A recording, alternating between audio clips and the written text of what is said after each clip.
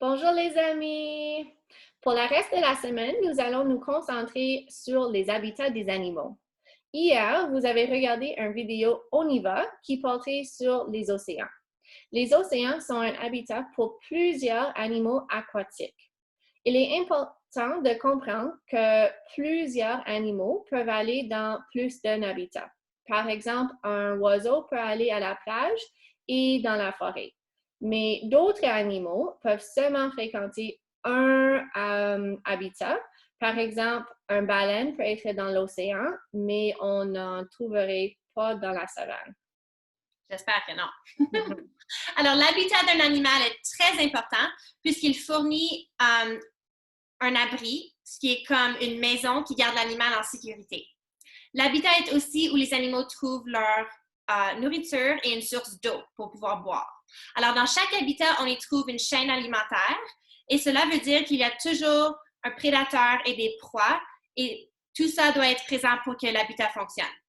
Alors, s'il y a trop de prédateurs, par exemple, ceci va affecter la chaîne alimentaire et va faire en sorte qu'il n'y a pas assez d'animaux qui sont des proies et tout ça va avoir un effet domino sur l'écosystème de l'habitat.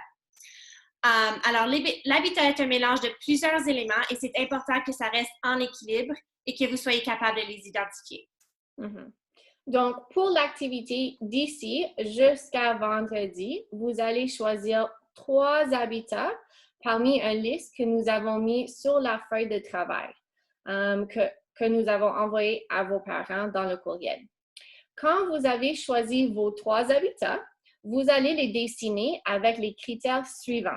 Votre dessin doit avoir le nom de l'habitat et les étiquettes pour chaque élément, 2 animaux qui habitent dans l'habitat, une source d'eau, la nourriture que vos 2 animaux mangent et l'abri pour les 2 animaux et plusieurs détails qui montrent clairement l'habitat que vous avez choisi.